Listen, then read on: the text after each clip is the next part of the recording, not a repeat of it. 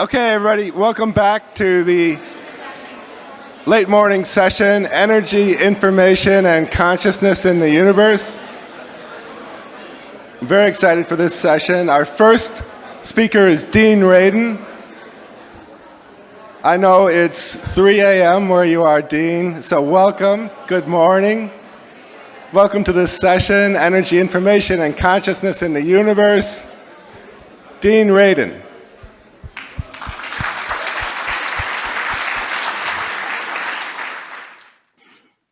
Okay, so I'm going to assume that you can hear me. And so the question we're interested in here are with these kinds of images. Do extremes of human emotion and attention on a global scale affect the physical world at large? We're talking about a mind-matter interaction effect at the global scale. Is there a collective consciousness? And if so, how would we detect such effects? This is the Global Consciousness Project, which was started by Roger Nelson in 1998. So this project, the earliest studies we called field consciousness, were 1996 and before even. The Global Consciousness Project, as I said, 1998 to the present. The hypothesis is that mind and matter are intimately linked, like two sides of the same coin. And the question then is, does coherent attention of millions to billions of people's minds cause or are related to coherent changes in physical systems? Well, to know that, we need a physical target system that's impervious to mundane influences like temperature and electromagnetic fields, but that responds to variations in human attention and intention. Well, it turns out that the father of empiricism, Sir Francis Bacon, actually had a suggestion for this in 1627. He said that if you wanted to study the force of imagination, which is the term they used for intention, then one could toss dice and see whether or not the dice ended up matching your intention or not. So 300 years later, J.B. Ryan at Duke University was actually doing these experiments based on claims of a gambler who said that he could control the dice. So this went through almost 50 years of methodological improvements to use different kinds of dice, different kinds of recording mechanisms, and so on, lots and lots of data. This eventually transitioned into electronic, truly random number generators where the randomness was based on quantum events, typically either radioactive decay latencies or tunneling in semiconductors. So this picture up here on the right is one from the Princeton Engineering Anomalies Research Lab. This was handmade because there weren't many commercial random generators, but now you can buy these little memory sticks, or it looks like a memory stick, but it's a really good commercial random number generator. In 1989, with Roger Nelson, when we were both at Princeton at the time, we did a meta-analysis of studies using these random number generators, and we found 800 experiments in the published literature. Overall, very positive results in experimental conditions and chance results in control conditions. So we used this as a field consciousness detector. This was Roger's initial idea, where in the laboratory we would test somebody's intention to see if it could change randomness. But he also thought then that if in order to have focused intention, you also need attention. So maybe these random generators are simply responding to changes in coherent attention. So we take a random number generator, it would produce series of random bits. You then collect them over a long period of time. It's very nicely well-behaved noise. You can use that to measure entropy, typically by looking at how it looks in a histogram. And then we measure changes in the histogram, a little bit like it's a bell curve. So we're looking for how the bell rings during periods where there's highly focused attention. The Global Consciousness Project grew out of that and was launched in 1998. At its peak, it had about 70 random number generators. These yellow dots are where the locations of the generators were. All of them, every 5 minutes, would send second by second random data that they were generating up to a server in Princeton. So it produced quite a bit of data over time. The events, these are worldwide events, were selected before the data were examined. The method of analysis was predefined, and the entire database is publicly accessible even to today. It's about 110 gigabytes so far, and it represents trillions and trillions of individual bits. So the metaphor of what the GCP is detecting is a tsunami detection system. So if you imagine that random number generators are like buoys, they're floating on an ocean of consciousness. And if spatial or temporal correlations arise among many buoys in the actual ocean, we know that that is probably going to end up being a tsunami, as shown in this picture here. If you have an underwater earthquake or some other large event, it will create correlations that are not typically seen in widely spaced buoys. So the other way of thinking about this is that if you're looking at the statistics, cumulative statistics of the random generator network over time, and you create the parabola, which is the 95% probability envelope, that most of the time with a random system, you would expect a random walk within that envelope. So if you think of this as buoys or floating ducks, that if you're measuring either the amplitude or the phase of the motion of these ducks, it's going to be random. That's what you'd expect of a random system. The thing is, though, that if the ducks are in balance in two different kinds of ways, they could either be anti-correlated or they can be correlated positively. And if you look at the accumulation over time, you're going to find that the deviation from expectation either goes down cumulatively or it goes up. So these two extremes of going down and going up, where the overall statistic deviation is getting out of the 95% cumulative deviation curve, indicates that something may have happened. Now, of course, you can go out of this 95% parabola occasionally because it's a random walk. The question is it correlated then with an event of interest? So here's an example. So these are the terrorist attacks in the United States in 2001, September 11, 2001. So these are a couple days beforehand, and as you'd expect, the cumulative deviation is fluctuating around chance. And then, so that's random. So then the attacks actually occurred on September 11th, and as you can see, here's the 95% confidence interval, and it went way outside of that for the next couple of days. So this was kind of a prototype example where you would expect that there were millions to billions of people paying very close attention to this event over a long period of time. And sure enough, the generators did not behave randomly. And we did a lot of analyses on this. The September 11th data is shown here in terms of an autocorrelation up to 4 hours in the future. And the probability here is 0.0005. So worldwide, the generators started to show a very unusual form of autocorrelation. And these then are the same analysis applied to other days. So on some other days, you see it does go outside the 0.05 band, but most of the time it is behaving as you'd expect a random system to behave. September 11th was quite different. So there were 500 formal events that were selected. And remember, the event was selected and specified before the data were looked at. So this is not a data dredging operation. It was 500 events over from 1998 to 2015. And as you can see from this red line here, that cumulatively it deviated very far from chance. 7.3 z-score, which is a probability of around 10 to the minus 13th. That's about odds against chance of 3 trillion to 1. So we knew something was happening. The question then was, well, what? So our way of thinking about this then is that entropy apparently decreased during worldwide events that attract mass attention. Our results were later confirmed through a completely independent analysis, and it gets the same result. So something is strange about the data during those events.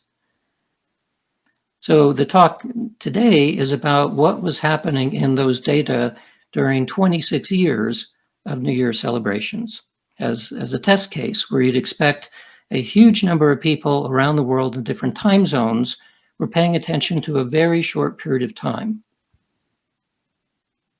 So here are the various time zones. I'm currently in this time zone and mountain time, and you guys are out here somewhere.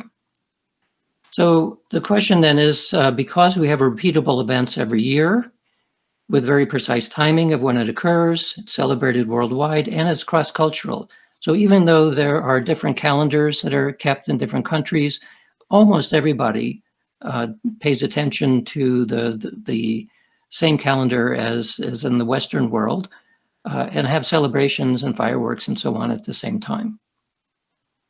So here we are at Greenwich Mean, and there's a bunch of other celebrations that are happening in sequence as it goes through the different time zones. So the analysis is pretty simple. This is an example of December 31st of 1999 to January 1st, 2000. So you take all of the data from one day, all of the data from the next day, and you lock it to Greenwich Mean or UTC time. When you look at that, remember we're recording random data every second. So if you plot all of that, it looks very nicely random.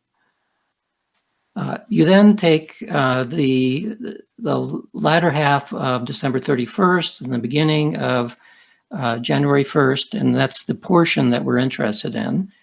And now we're going to chop it up into individual hours that correspond to the time zones. So each hour of this data is then offset by a half an hour. So the center of our data stream is at the hourly transition of midnight. So that's what the data looks like. There's the original. You pull out the data and you only use that day, that transition, if it passes a whole series of randomness tests.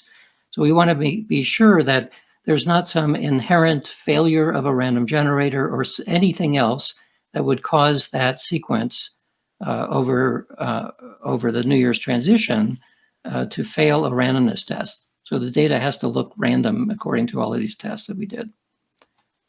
So we then pull out each hour over the course of that day.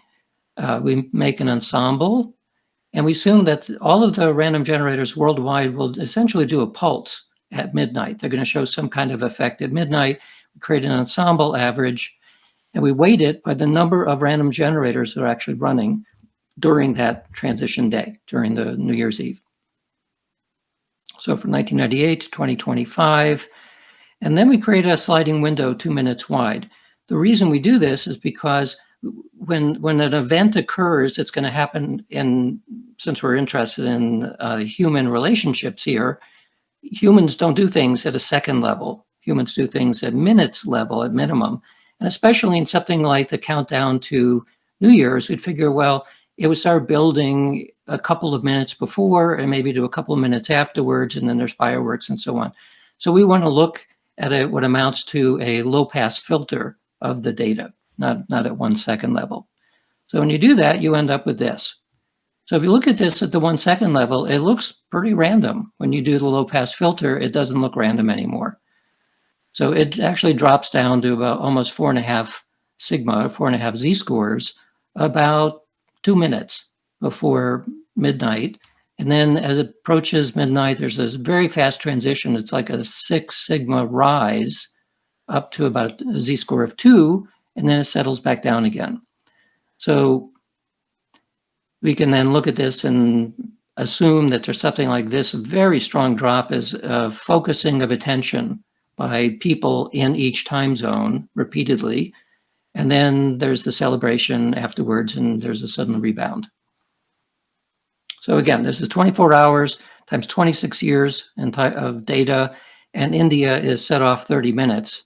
And other countries too have various kinds of offsets, but India is the primary one of interest because there are so many people there. So now the question is, what's the likelihood of seeing this drop just before to just after midnight? And so in order to figure that out, we did a number of tests, and the main one is to look at the same midnight transition for every day of the year, every other day of the year. So the red here is New Year's Eve, and all of the black here are every other day. So now you can do a statistical test to say, well, is that red line actually different than all of the other days? And the answer is yes. So you can look at what is the likelihood of the minimum, which is here, being as close to midnight as we see. And as compared to all the other days, the joint probability is 0.0001. So the odds against chance are roughly 10,000 to 1 that we're seeing something interesting happening right around midnight, but only on New Year's Eve. And then the question is, are there other forms of unexpected structure in these data? There probably is, but we decided to look at it in more detail. So first we looked for chaotic attractors. This is using a correlation dimension measurement. And what we did is took the full day and chopped it up into 30-second segments. So there's a total of 100 segments, each of 30 seconds. This is partially because it would take forever to actually do this at the per second level. But especially these analyses take a lot of computation time. So I chopped it into 30-second segments just for the sake of computational convenience. So what we're looking at here is important. So at the strike of midnight, there is evidence of a chaotic attractor. Here's another one. This is called permutation entropy, which is looking at symbolic order. Has nothing to do with the numbers, but symbols that are created by clusters of numbers. And in this case, about 2 minutes before midnight, there's an unusual form of symbolic order. This is the Higuchi fractal dimension, which is another way of looking at fractals. And in this case, it is showing at midnight and about 2 minutes before, there's more roughness to the shape of the data arrays in that particular section. These little red notches here are showing that these drops are significant after correction for multiple tests, plus or minus 3 minutes on either side of midnight. So these are all predicted to go down. That would indicate chaotic attractor, more order, more roughness. Then we did 2 other tests where it's predicted to go up. So the first one is called a BDS test, which looks for independent and identically distributed samples. So you get a significant rise there, meaning it's not independent and not identically distributed there. And then we did an autocorrelation test, which is, as it says, looking for autocorrelations. And then you notice that this notch there's a red notch there, there's another red notch there. So both of these are independently significant as well. Then we use the principal components analysis to combine all of these and find out what's common among them. And you get a very significant drop right at midnight.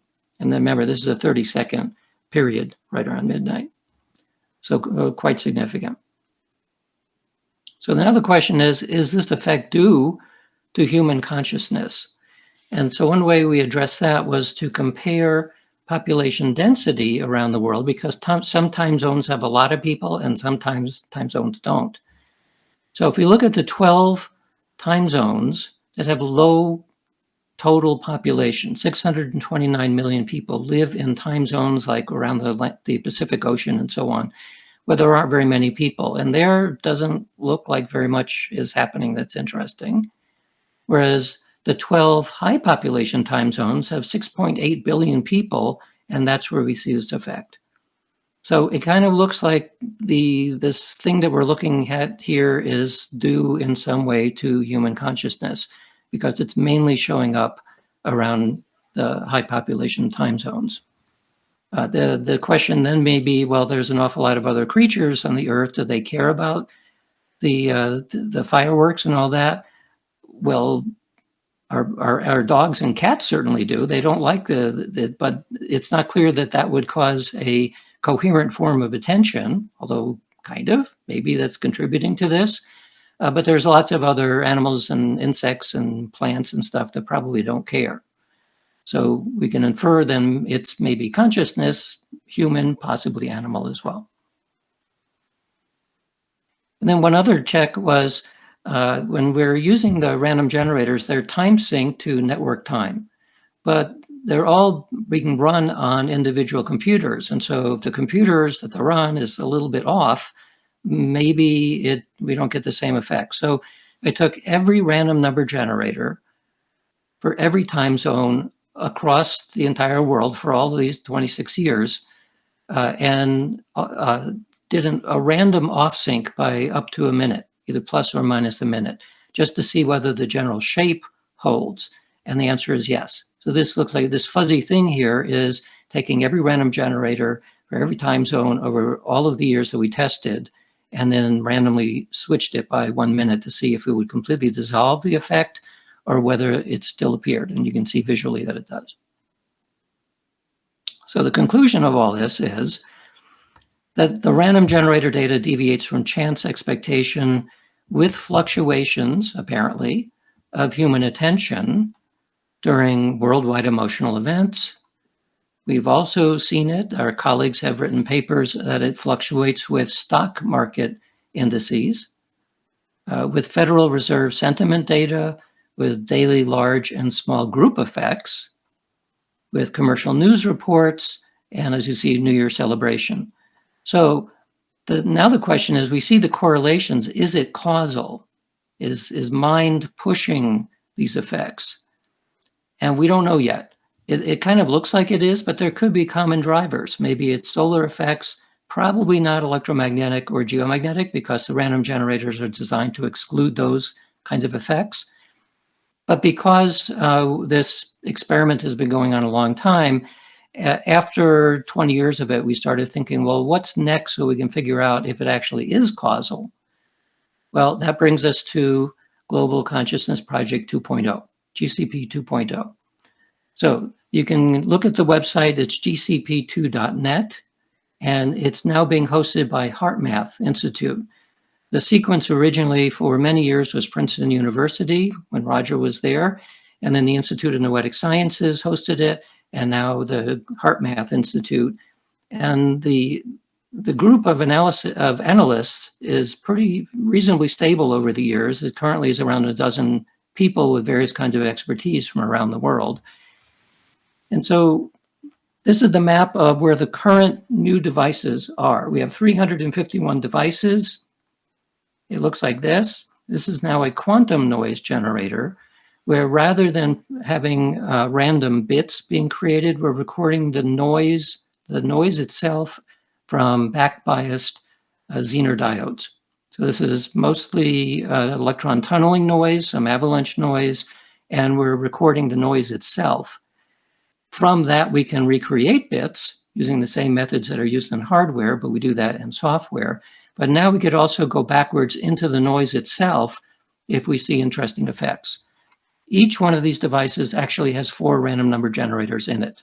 There's 8 diodes, and from that you create 8 random streams. So we have over 1,000 what we call QNGs, aiming for eventually 1,000 devices, so 4,000 of these QNGs around the world. So you see that there's some big spots here where there's hardly anything. So if you know somebody in Africa, you know somebody in the middle of Asia, and we need more in South America as well, you can contact the gcp2.net team and then say, yes, I would host one of these things. The devices themselves we're selling at cost. They're roughly $300. In some cases, there could be the equivalent of scholarships. So as long as somebody can host it locally, we may be able to provide one for free.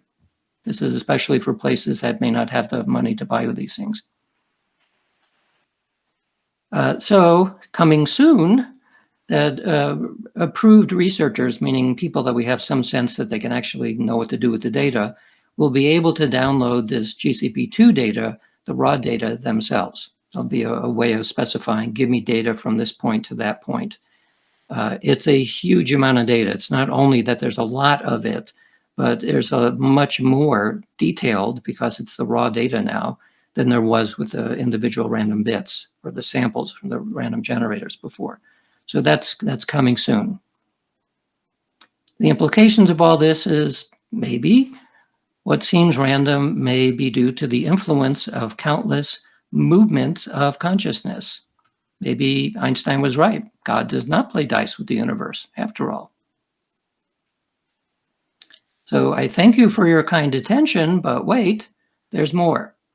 So the more is to remind you, if you haven't already seen this, that the Institute of Noetic Sciences is offering a $100,000 prize for exploring the design principles and methods for verifying the existence of a conscious AI. This does not mean you need to do that. You're providing a proposal for what you would do to verify the existence of a conscious AI. So it's an essay, essentially. So you can go to noetic.org/prize, or you can look at this QR code. And I'm sure that the table that IONS has at the conference will have a similar thing with the QR code or with this. So with that, that is the end of my talk, and I will stop presenting. We have time for a couple of questions.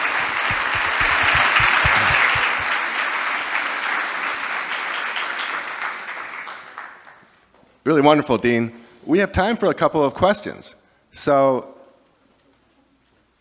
okay, right here. Oh, I think in the second row was the first hand up.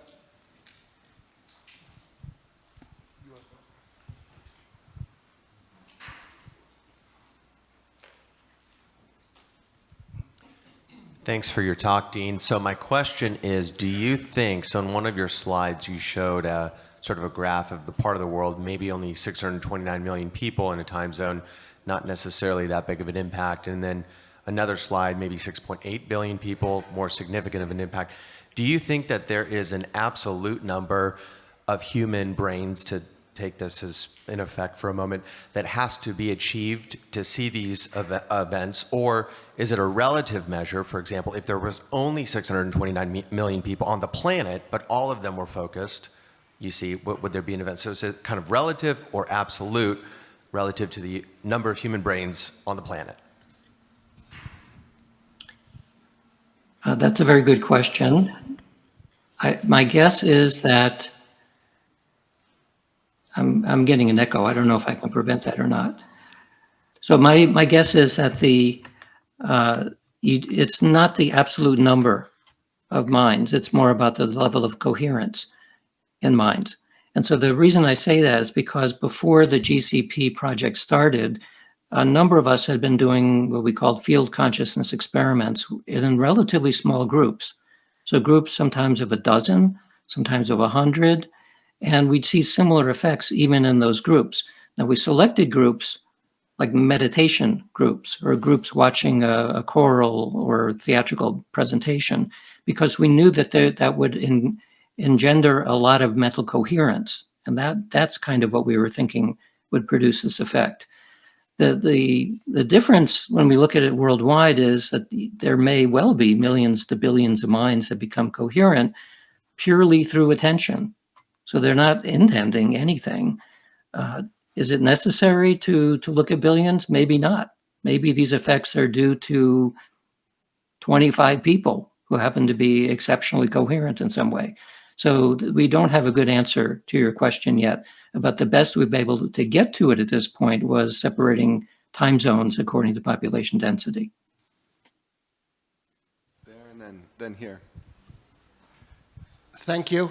We have been having evidences on group, so in a stress situation like refugee camps, coherencing themselves into healing, for instance. So into a 3-day refugee camps, one close to another, they treat as collective themselves and not together.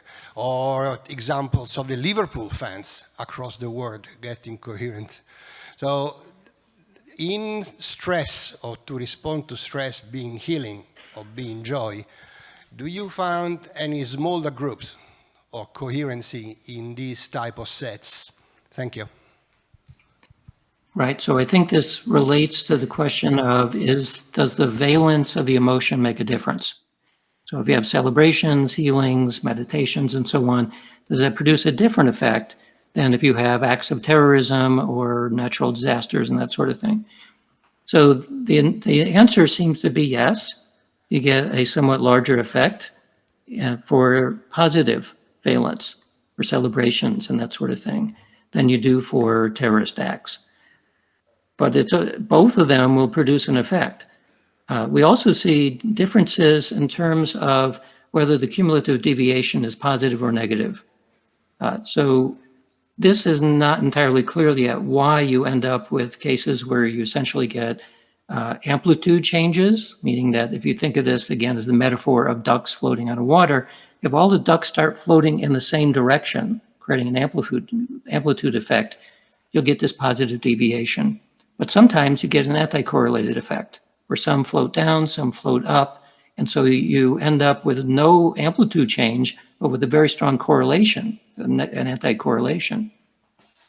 So it isn't entirely clear why you get one effect versus the other.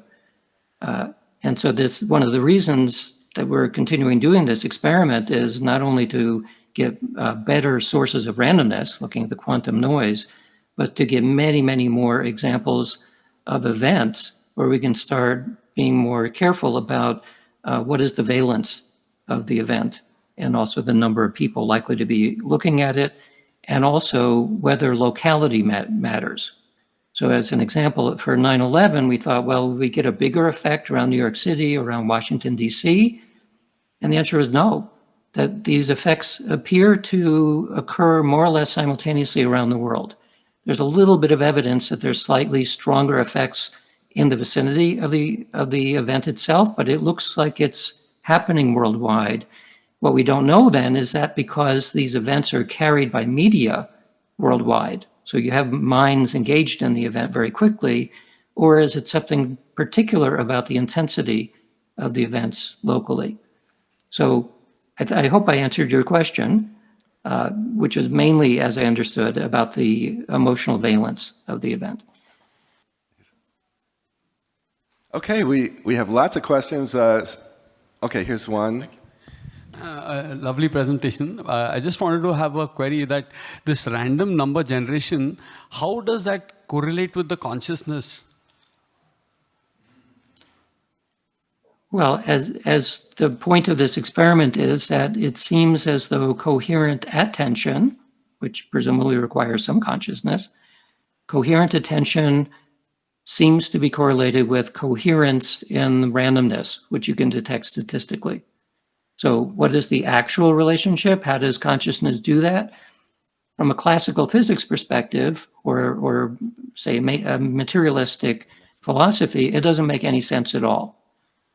From other philosophies, dual aspect monism, idealism, and so on, then it begins to make a lot of sense.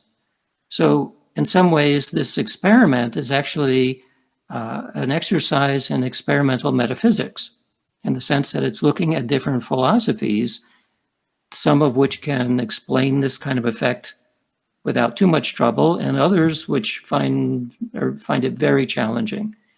So we figure this is a single experiment. It took a very long time with a 7.3 sigma result, suggesting that something's going on, and that becomes a major challenge then to the metaphysics involved in classical physics and or materialism.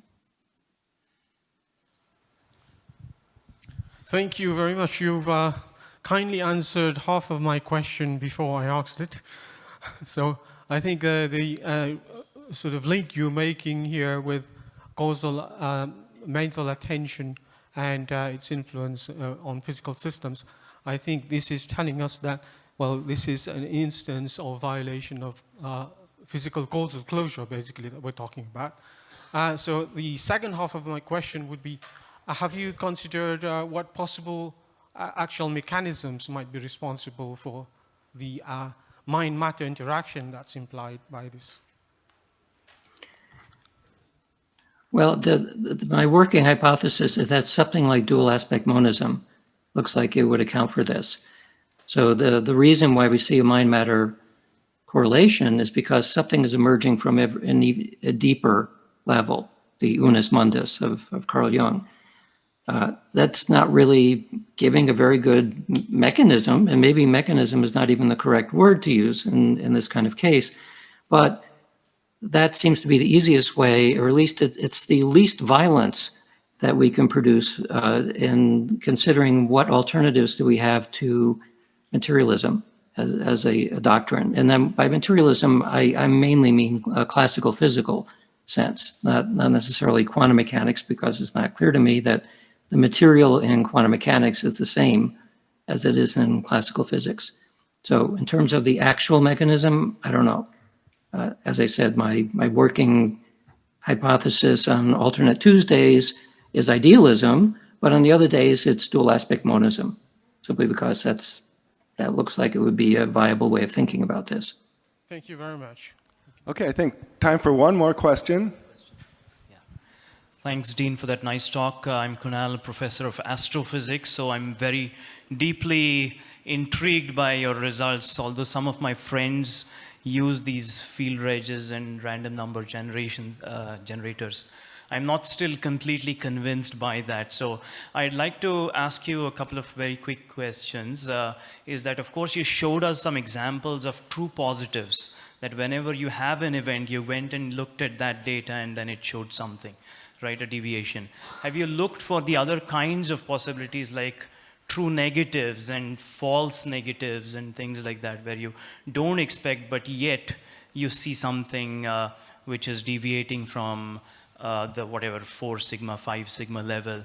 And what about repeatability of these events? Do these occur on like New Year's every year at that very same moment? And maybe just to end, I'd quickly like to get your also insights on if these kinds of coherence phenomena affect field regs or random number generators. I don't exactly know how they work, but could it affect other kinds of quantum phenomena like the double slit experiment? If you do it somewhere in the world, are the fringes going to change or something like that? What are your thoughts on that? Thank you. Well, first of all, these effects are statistical. You begin to see order here after collecting a lot of events. Some of the events during large-scale, some of the data or the cumulative deviations during large-scale events do not end up being significant. You get the 7 sigma effect as a result of combining 500 events. So the average z-score, the average sigma deviation is around 1 and any over the 500, but that, of course, accumulates. In terms of checking what about events where nothing apparently happened, one of the ways of doing that was taking the entire database, each one of the segments where there's 500 segments out of these 26 years, and slide them left, slide them right into spaces where there presumably wouldn't be any effects, and you end up seeing what amounts to a spike at the moment where the events occurred. So it looks like on off times, off events that weren't looked at, you're getting very random data. You could also do that by simply choosing at random pieces from the 26 years and reconstructing the whole effect again from non-event times, and you don't get these effects at all. So it kind of looks like that's what's going on. And now I forgot your second question. Repeatability was the second question. Every New Year, does that happen? Oh yes. Okay, so no, there too, it is a statistical effect. It does not occur every New Year's, and nor is it easy to see in every time zone. In some cases you do, but it's very clearly a statistical effect. It's a weak effect that you only begin to see after a lot of repetition. So the other question you asked was, what about other systems, like a double slit system and so on? The answer might well be that there are effects, but you might need 25 years worth of continual measurement in order to be able to see it. So again, it's a weak statistical effect. By analogy, it's a little bit like weak measurement in quantum mechanics. that you begin to see interesting things occur, but you need a lot of repeated measurements in order to be able to see it. Thank you. Thank you. Thank you so much, Dean, for joining us so early in your morning. Just extraordinary.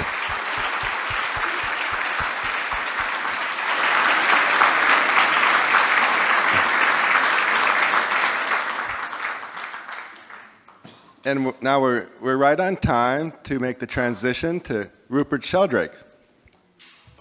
Thank you.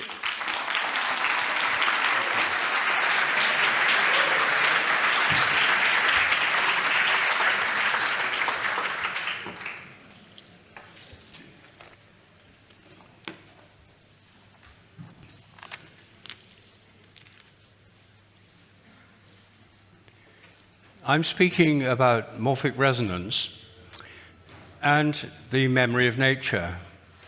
Morphic resonance is a hypothesis that similar vibratory systems influence subsequent similar systems across space and time, from the past to the present. And it leads to a lot of new ways of thinking about the nature of physics, chemistry, biology, psychology, and social organization. It suggests that the laws of nature, the so-called laws of nature, are more like habits that evolve within the developing universe. It suggests that each species has a kind of collective memory on which each individual draws and to which it contributes, a bit like Jung's idea of the collective unconscious. It suggests that in inheritance, it's not just genetics that's important, but there's an inheritance of acquired characteristics, that adaptations acquired by plants, animals, or microbes can be passed on to their descendants without changes in the DNA. This used to be intensely controversial within biology, but since the inheritance of acquired characteristics was rebranded epigenetic inheritance around the year 2000, it's now pretty mainstream. And I think that many cases of epigenetic inheritance actually depend on morphic resonance. I'll come back to this. The hypothesis also suggests there's a memory in social groups, like human families, and that patterns within families can be inherited from generation to generation, affecting the way that people interact with each other. And this is amply borne out by work in family constellation therapy, which shows remarkable memory effects within families. And perhaps most surprisingly, this hypothesis suggests that memory is not stored in the brain as physical or material traces, but rather depends on a resonance with oneself in the past. So this is a hypothesis, and it's a proposal about the way things might be. It is, of course, controversial. And so we have to ask them, why is it so controversial? It gets some people very, very angry, the very idea of morphic resonance. Why? Well, one reason is that it goes against a fundamental assumption that's been baked into contemporary science for a long time. It was actually baked in the 17th century, in the very foundations of modern science, when the mechanistic revolution occurred. And that was the idea that nature is governed by fixed laws. And the idea that there are fixed laws of nature that don't change, in fact, goes way back to the ancient Greeks. Its roots are in the work of Pythagoras, who thought that there was an eternal reality beyond space and time that was essentially mathematical. And this world was a temporary, changing reflection of that eternal mathematical reality.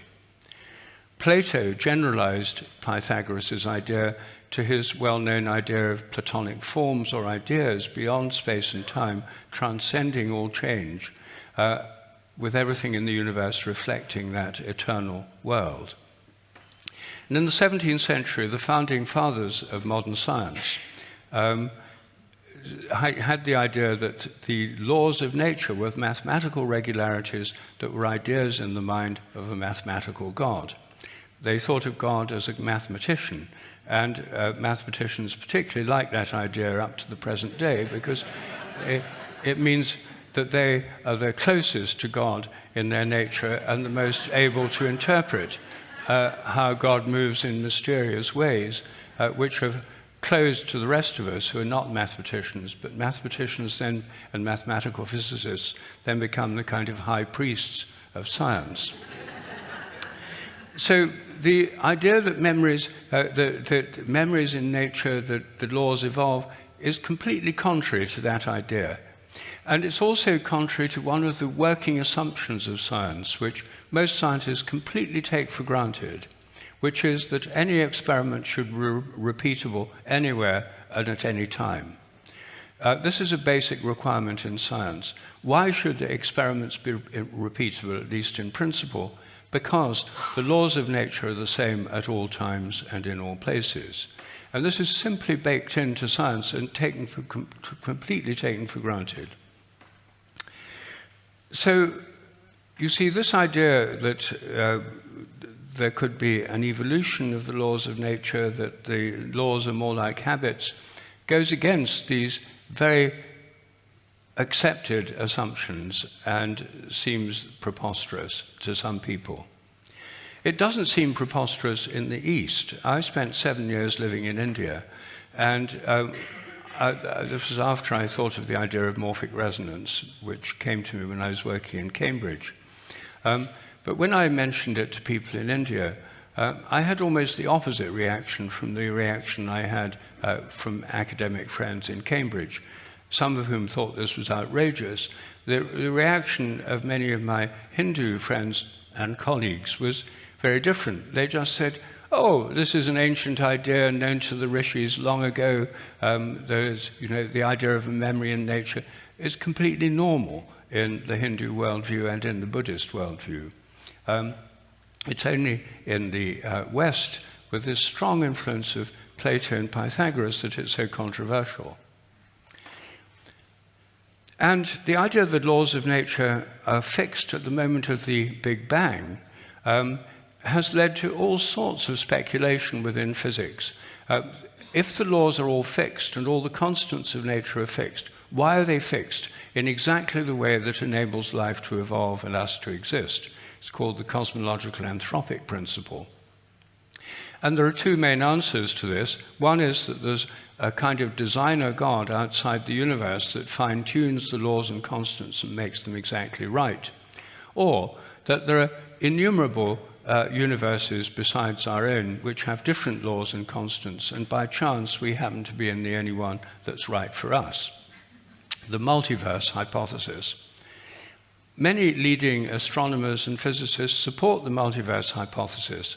And I have one of them who's a close friend. And I said to him, why do you believe in the idea of billions, quadrillions of unobserved universes for which there's no shred of evidence?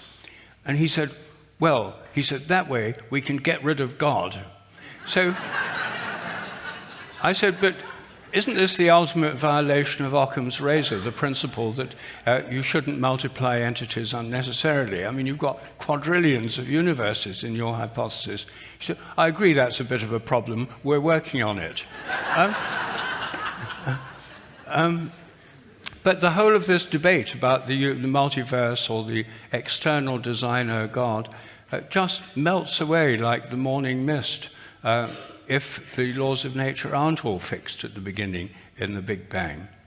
And this is one of the least credible aspects, I think, of modern science. My friend Terence McKenna used to say that modern science is based on the principle, give us one free miracle and we'll explain the rest.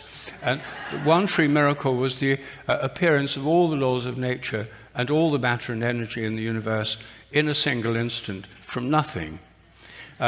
Now, that is the usual assumption, but you don't need that assumption with morphic resonance. Now, obviously, such a controversial hypothesis needs to be tested, and we need to find out, does it actually correspond to what happens? And one area where it can be tested is in the realm of chemistry.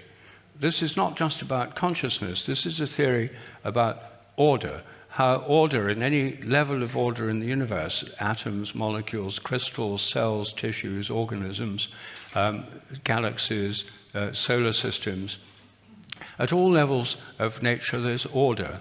And the hypothesis is actually called the hypothesis of formative causation. It's about form and order in nature. And I use the word form rather than information because form is what we actually see, what's actually there. Information is the idea that you code it and transmit it and send it somewhere else. It's not about that, it's about form itself. And I think it's easier to use the word form than the word information, which I think muddies the water because it brings in, telephone lines and information theory and so on. Well, crystals are forms. Each crystal has a definite kind of form. Each kind of chemical forms crystals with a particular lattice structure. And the idea of morphic resonance would suggest that when you make a new chemical or purify something that's never crystallized before, it might be a while before the new crystals form. But once they've started forming in one place, they should form more easily everywhere else. And this is actually something chemists have often observed. For example, the sugar alcohol xylitol was first isolated in 1891, and it was a liquid. And people thought it was just a liquid.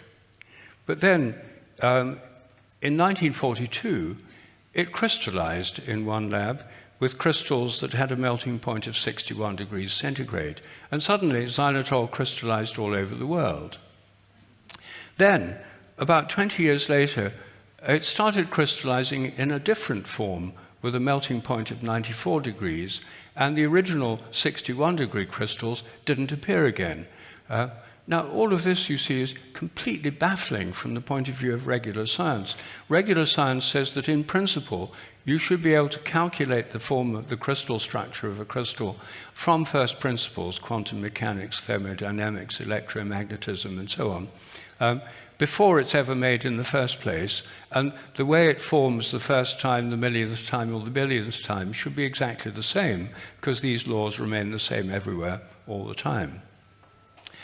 So you wouldn't expect it suddenly to appear and then to appear everywhere, and then for the fashion to change and it to appear in a different form. When crystals have different forms, they're called polymorphs, different forms. And these are actually of industrial importance. Ritonavir, which is an AIDS drug made by Abbott Laboratories, was very successfully launched, and it made them hundreds of millions of dollars in profits. And after it had been in production for about 2 years, suddenly on the production lines and all around the world, the crystal forms changed. And a new kind of ritonavir crystal appeared, which had a different solubility. It didn't dissolve like the old ones. And they had to pull the drug from the market because the tablets didn't work anymore with this different form of crystal. Reformulate it cost them $250 million. So there's a lot of interest in crystal polymorphs within the technical world of chemistry. And this phenomenon of disappearing polymorphs is something that's much discussed in the technical literature. For example, here's a quote from a book by Joel Bernstein, one of the experts in the field, from his Oxford University Press book called Polymorphism in Molecular Crystals. It's never been on the bestseller lists, but it's fascinating if you're interested in this kind of thing. And he says, many difficult questions arise when a disappearing polymorph is encountered. Why did the new polymorph appear at all after years of no hint of its existence? Why does a previously robust process no longer yield the crystal form that had been obtained prior to the appearance of the new one? Unintentional seeding is often invoked as an explanation of crystallization phenomena such as disappearing polymorphs, which otherwise are difficult to interpret. This is the idea that the new crystals start appearing because fragments of previous crystals that act as seeds nucleate them all over the world, having been blown all over the world in the wind.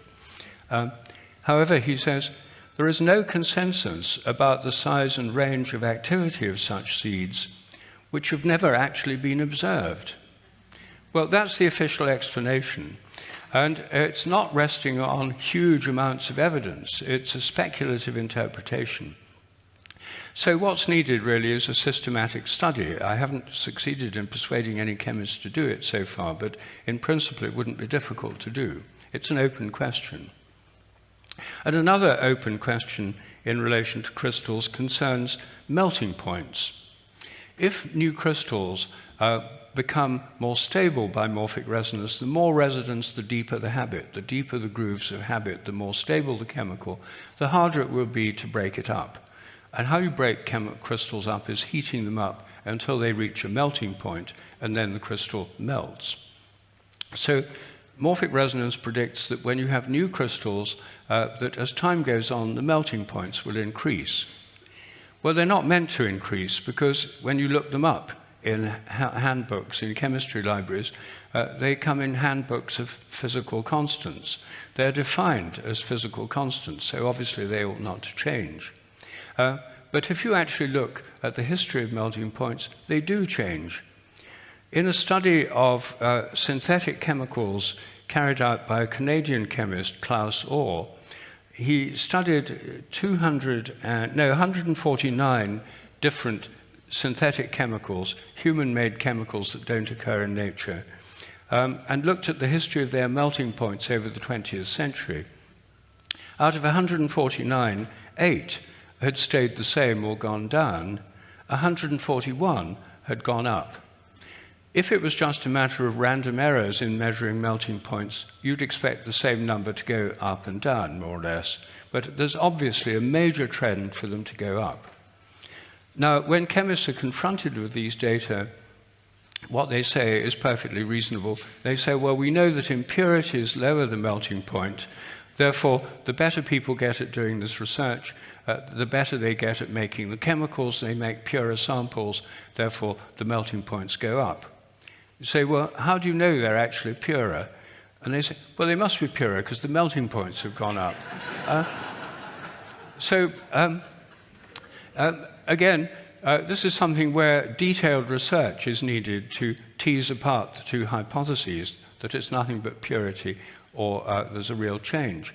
One way of looking at existing data that I've tried is to look at chemicals that occur in nature, that have crystallized in nature for millions of years. You wouldn't expect to see any change if they've been crystallizing for millions of years. Whereas ones that are made in the 19th or 20th century for the first time, you would see a change. Well, it turns out that some chemicals, like salicin, is a chemical that occurs in willow bark. It crystallizes in nature, in dried willow bark and in dried leaves of plants. That has shown no change over the 20th century, even though chemists may have got better at purifying it and so on. Whereas aspirin, acetyl salicylic acid, first synthesized in the 19th century, does not occur in nature. And the data from the 20th century show that its melting point went up by about 9 degrees. I haven't got the data from the 19th century. It may well have gone up more than that before the records that I've found began.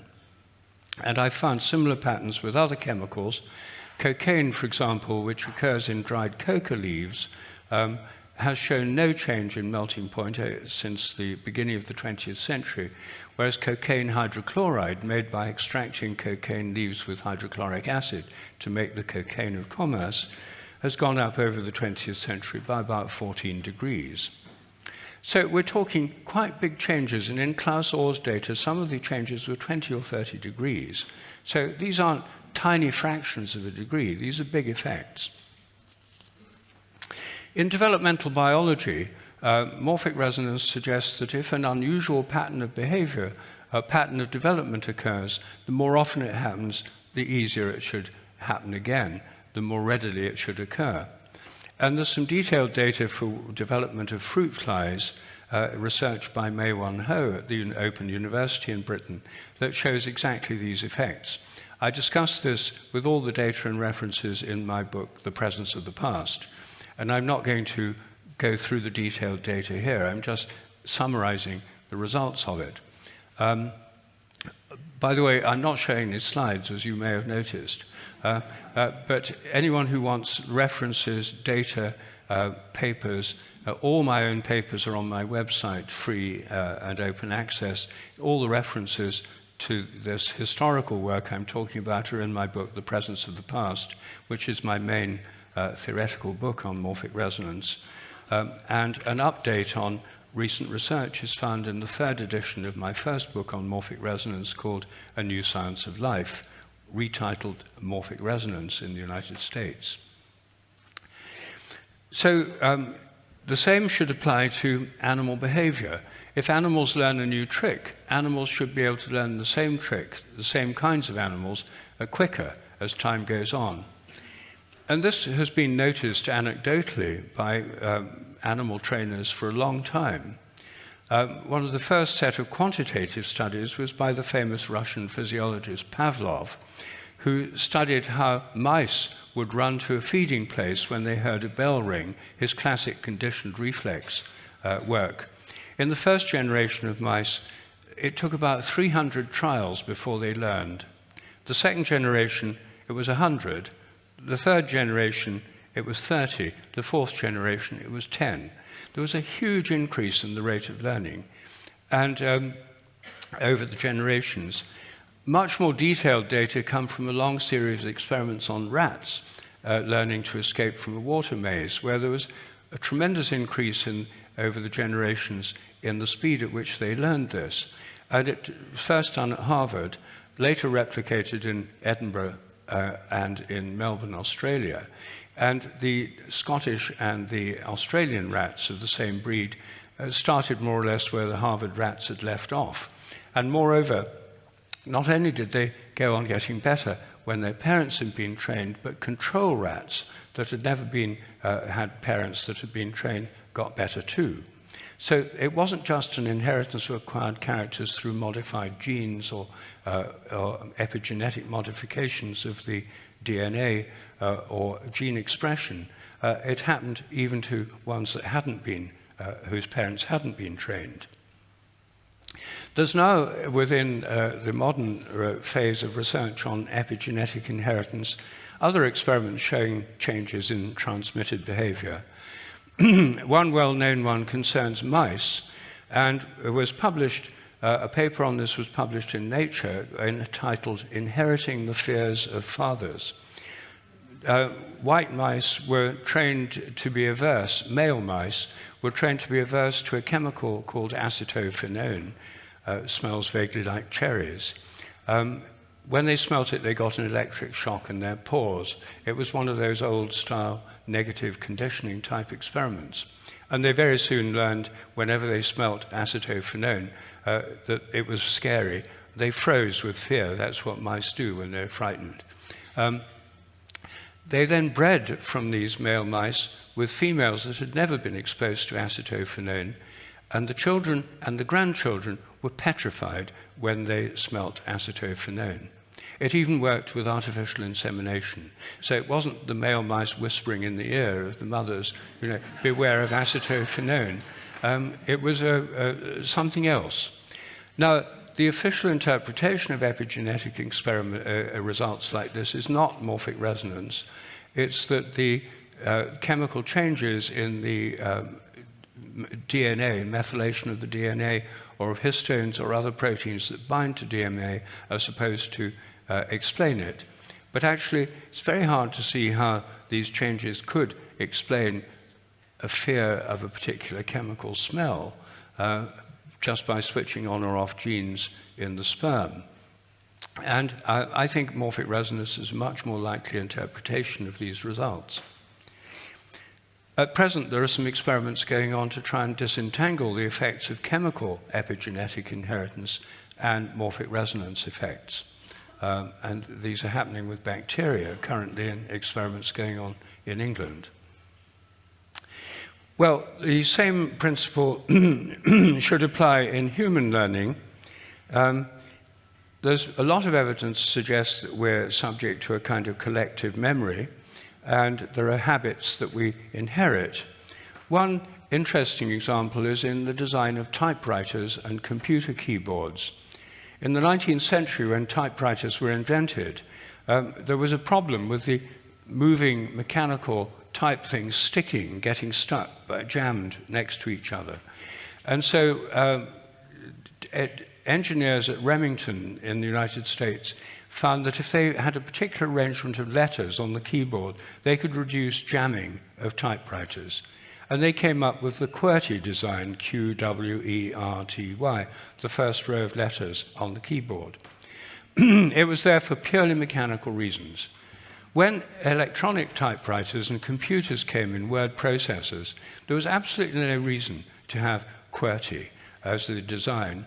And engineers at places like IBM tried to make rational type designs for keyboards that would be easier to learn.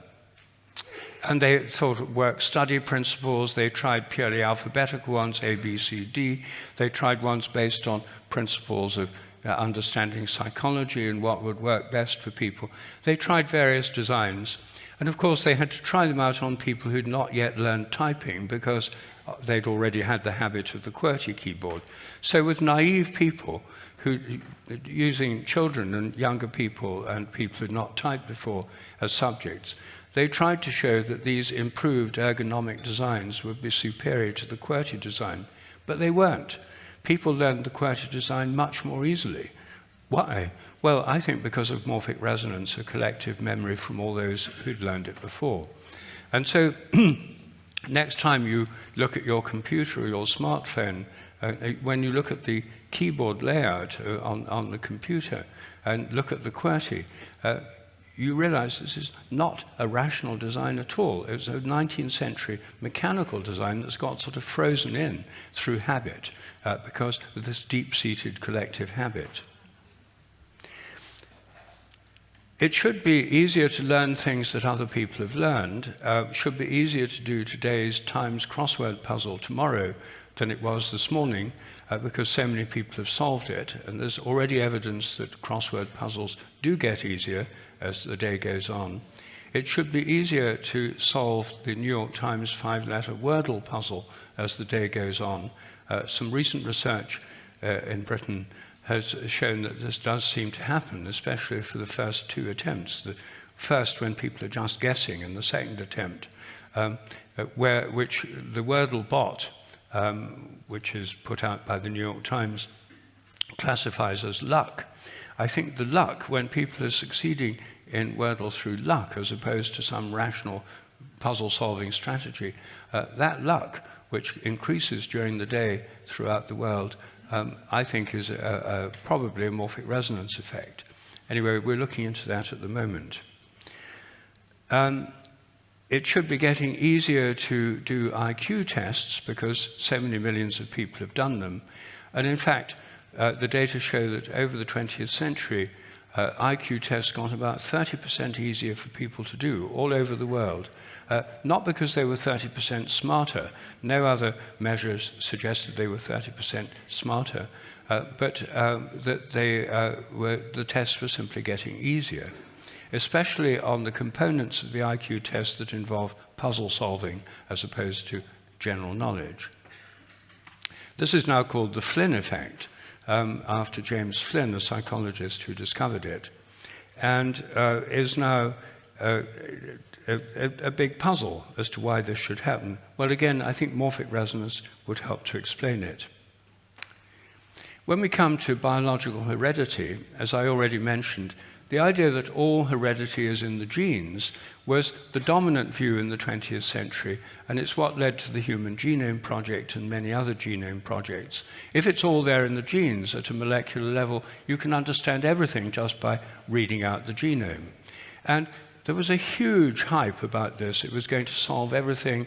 Molecular medicine was going to be totally personalized. Risks of cancer would be easy to predict. None of this has come true. Instead, it turns out that even for simple things like height. About 80%, it's about 60% of 60 to 65% of the inheritance of height is not explained by genes. Studying the genomes of tens of thousands of people and running correlations, what are called genome-wide association studies, has revealed what's called the missing heritability problem. And companies that were going to revolutionize medicine, like 23andMe, have simply not been able to do that. In fact, it filed for bankruptcy last month. So the promises of the Human Genome Project and the explanation in terms simply of genes has simply not come true. And I think the reason for that is that most of the inheritance is not in the genes. The genes enable us to inherit protein structure, but not other details of form and behavior. The importance of epigenetics is now recognized widely in the new theory of evolution. Neo-Darwinism was based exclusively on genes and gene frequencies. The new evolutionary synthesis, which is now replacing it, is a much broader view of evolution that takes into account epigenetic inheritance, learning, selection of environments by organisms, and so on. It's actually much closer to Darwin himself, who was a much broader and more holistic thinker than the neo-Darwinians. Neo-Darwinism is called neo-Darwinism because it's a much narrower theory than Darwin, because it focused on genes. Darwin didn't know about genes, but he certainly believed in the inheritance of acquired characters. Lamarckian inheritance, which I think, as I say, a lot of it I think may depend on morphic resonance. When you come to the question of how does it work, then, as I said earlier, it works on similarity. The more similar, the greater the resonance. So when you look at people, the most similar people should be twins, identical twins.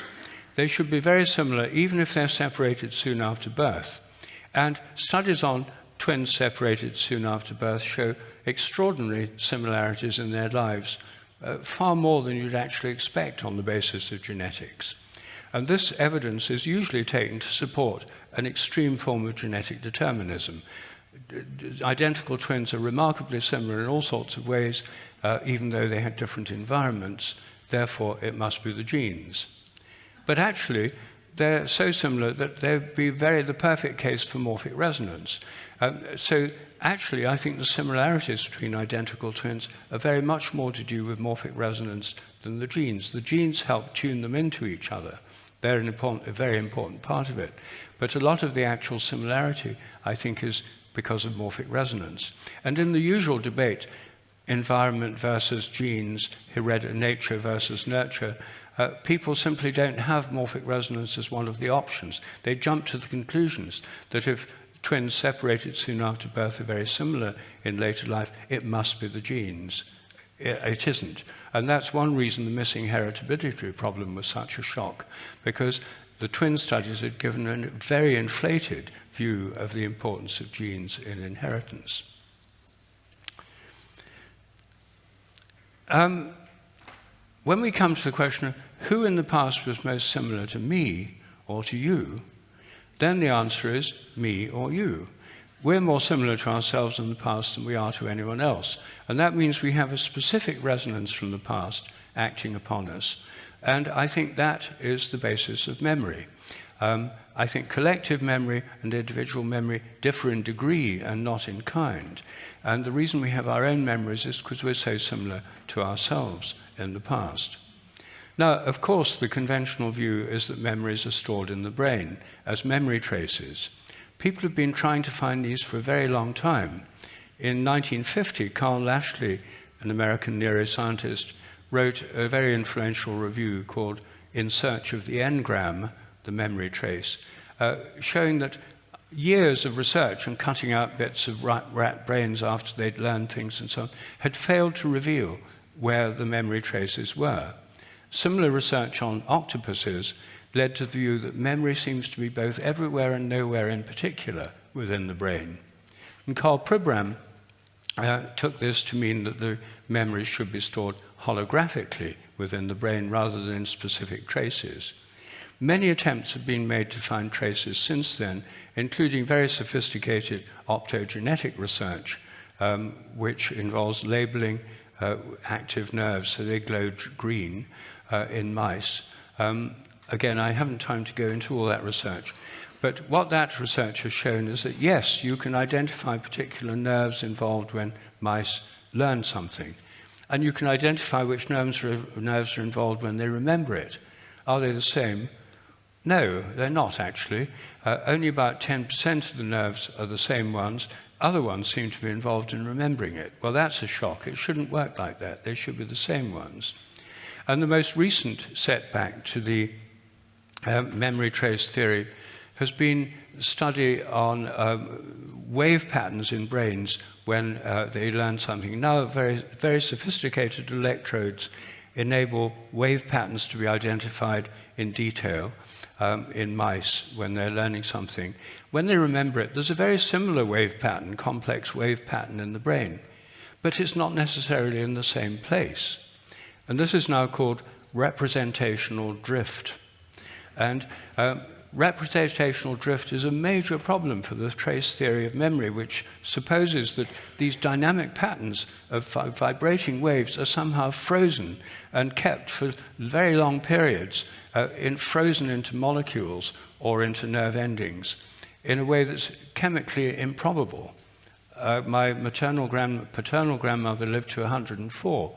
And when she was 100 years old, I talked to her a lot about her childhood, and she gave very vivid memories, things she probably hadn't talked about much before. They'd been preserved for like 95 years. Proteins turn over with a quite quick half-life. Synapses are continually remodeled. The trace theory is challenged even from within orthodox biology. For example, Randy Galistel argues that the trace theory is so unconvincing in its present forms, it must be stored, the memories must be stored as molecules in modified DNA or RNA. Well, most people don't follow his theory, but the very fact that a respected neuroscientist can put forward such a radical theory shows there's a real problem with memory research. And I think the reason for the problem, the reason why people can't find these memory traces is that they're not there. And it's rather like trying to find a memory in your TV set of the programs you watched last night. You wouldn't find a memory in the wires and transistors, because that's not how TV works. You would find traces in a video recorder, but you wouldn't find them in a TV set. And I think our brains tune into the memories. Brain damage can affect the tuning. But the loss of brain memories after brain damage doesn't prove that the memories are in the damaged brain. I could damage your TV set so you don't get the sound or the pictures, but it wouldn't prove all the people you see are stored inside the set. And the fact that terminal lucidity occurs is another interesting aspect of this. People who've had Alzheimer's for years, shortly before they die, can suddenly remember who people are, what's going on, even though they're dying. That's why it's called terminal lucidity. The memories haven't actually been abolished. The ability to retrieve them had been lost. No one knows why it should recover just before death, but this is now a well-documented phenomenon.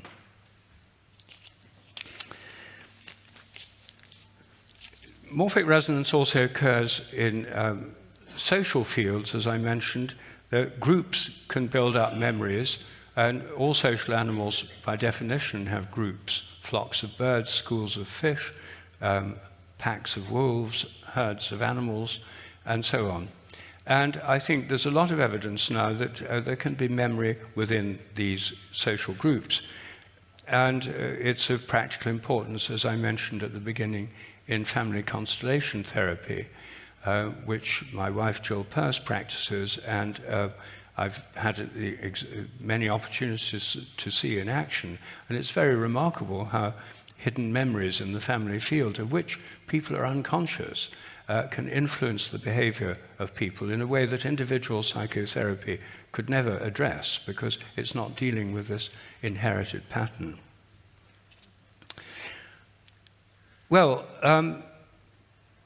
there's a great deal of need, there's a great need for more experimental tests of morphic resonance. And there haven't been enough. It's partly because this has been so controversial that people within universities have not felt able to do it. They wouldn't have got the grants, they're worried about their career. Things are loosening up a bit now, but these are basically open questions. I'm not making a claim that all these things are true and inviting the skeptics to knock down the claim or debunk it.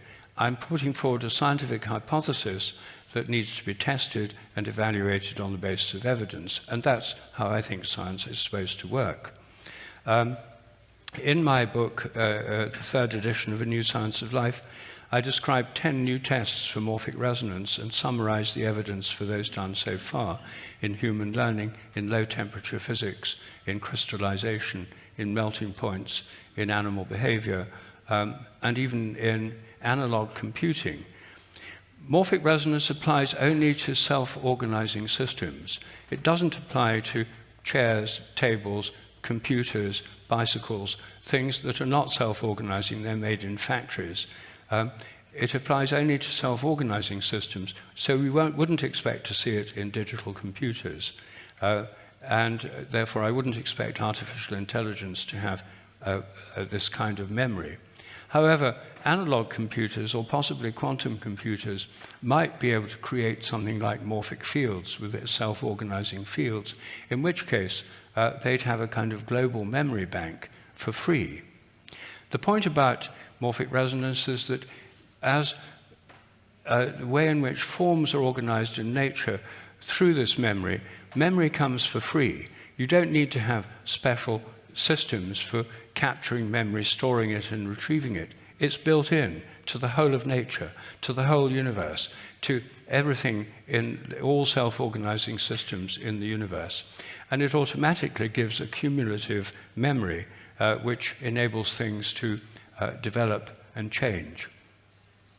Morphic resonance only explains repetitions. It doesn't explain creativity.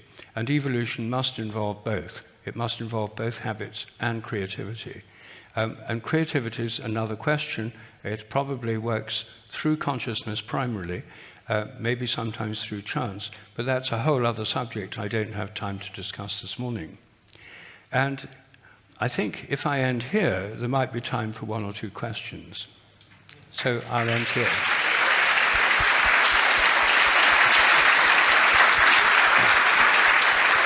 Wonderful presentation.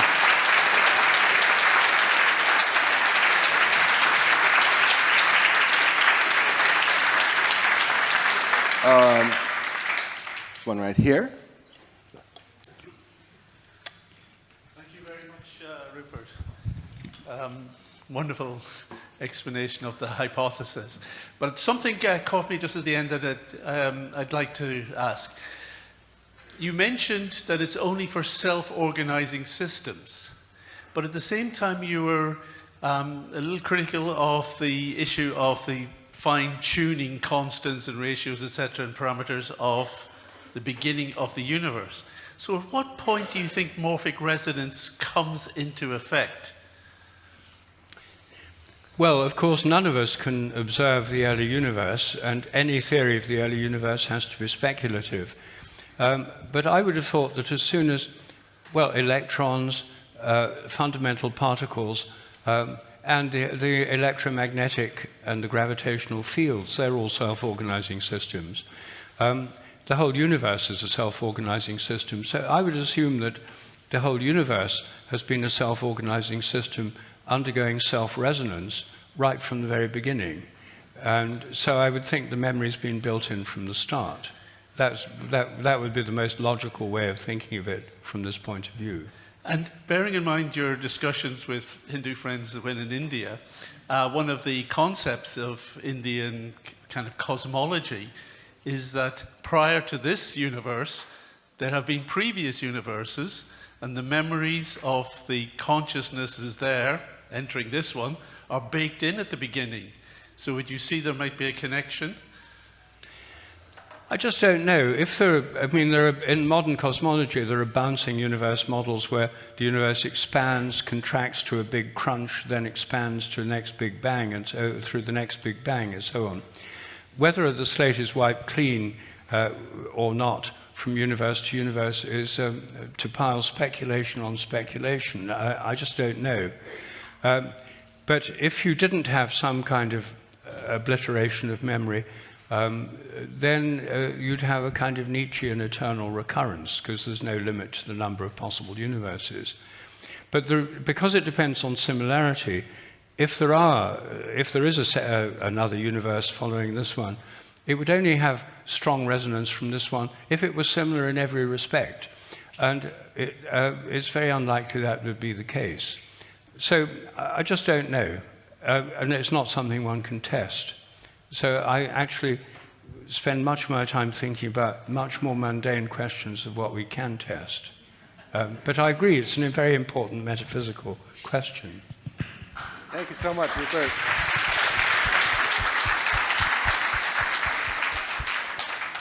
It was an absolute privilege to hear you talk in person. Last question. Really loved your paper on Is the Sun Conscious, and all the work that you are doing to dismantle dogmatism in science. So my question is about AI, not about whether it's conscious or not. That's hackneyed, and clearly it's not self-organizing. My question really is, what do you think, what are your contemplations on the impact of AI on collective consciousness, both anthropoid and general, in terms of morphic resonance as well, and on scientific inquiry? Because in one sense, it seems to deviate us away from anthropocentric perspectives, but in another way, it's chipping away a lot of cognitive work that we do ourselves. We're outsourcing it. So what are your contemplations? Thanks.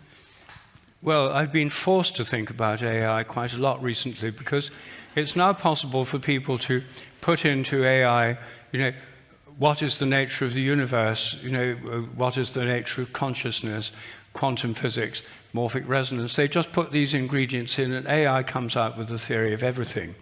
And once they've come up with the theory of everything, what do they do with it? Well, unfortunately, they send it to me. And to Dean Radin. I mean, I claim no special privilege, and to David Lorimer at the Scientific and Medical Network. My inbox now has about 10 theories of everything a week. Most of them involve morphic resonance. And I sometimes get 4 a day, and they're mostly generated by AI. And so unfortunately, it's the bane of my life at the moment, because I try to reply to emails that I get, but I simply can't read 10 theories of everything, each running over 10, 15 pages, often with obscure equations, mathematical equations also generated by AI. So personally, I find it a nuisance, rather than finding it exciting, because I don't think most of these theories are very testable. I reply to people saying, it's great to have theories and look at things in a new way, but in the end, what matters is the empirical tests. And what AI has made me long for is more old-style empirical research in laboratories, because that's one thing AI hasn't done yet. Somebody did say to me that when I said, can you use it to generate more empirical data, like a study of chemical melting points?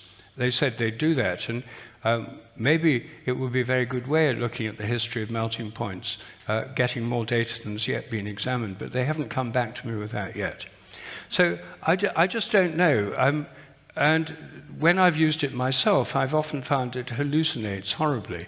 So rather than being afraid of it or feeling it's going to take over the world, or that it's about to leap into general intelligence and so on, I'm afraid I have a rather limited view of AI, and not a very exciting one or an excited one.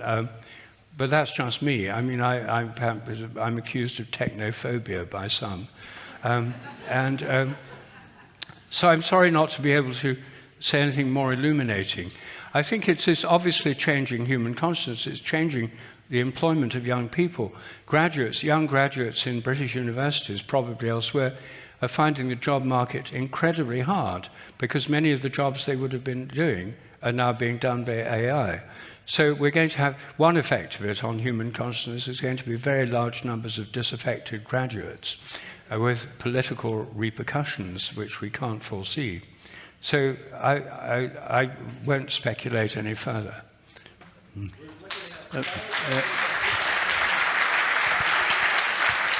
Rupert, Deepak, good to see you again, and Jill. I recently met a transplant surgeon at NYU. He's the head of transplant surgery in kidney transplants. And he had a cardiomyopathy which resulted in 6 cardiac arrests before he finally had his last cardiac arrest, which was the 7th. And then he had a heart transplant, and he's fine. And he's a transplant surgeon himself. So the last time he had this cardiac arrest, he was in Patagonia, and he went into a coma, and he had to be airlifted to Buenos Aires, then airlifted to NYU, where he's a professor, and he was in the ICU for a month. Finally got out of his coma. During that 1 month, he found himself doing surgery in a hospital in England. He's in New York in the 19th century after anesthesia had been discovered, and he had the finest details of whatever happened. And when I asked him how he explained it, he said, I can't. So I asked him if he had heard about the block universe of Einstein and general theory of relativity, and now the fact that the universe has memory, that he might have actually tapped into a slice of time from a century ago. Any comments? Well, I think that some people can tap into memories of people who are now dead. And I think the evidence for of children who remember previous lives, usually interpreted in terms of reincarnation, what that shows is a transfer of memory. And I think savant cases where people acquire skills they couldn't possibly have learned in a normal way also involve some kind of transfer of memory of a more collective kind. So I think that these examples of memory transfer from the past fit quite well with a view of morphic resonance. It doesn't explain why a cardiac surgeon should tune into a 19th century surgeon in London. Obviously, they have cardiac surgery and surgery in general in common. But if there's anything that's similar enough to provide a link, then there could be a transfer of memory. So to take the broader question, obviously it's a vast question, of cases of the reincarnation type, I think what they prove is there's a transfer of memory. The question as to whether the transfer of memory equals a transfer of the entire person or not is a big question. Buddhists and Hindus have been debating this with different points of view for millennia. So I think this opens up a whole new area of discussion, Deepak, and I'm very glad you brought that up, because I think there are many very anomalous-looking cases from the point of view of standard science that might make sense in the light of memory transfer by morphic resonance. Perfect to end on. Thank you.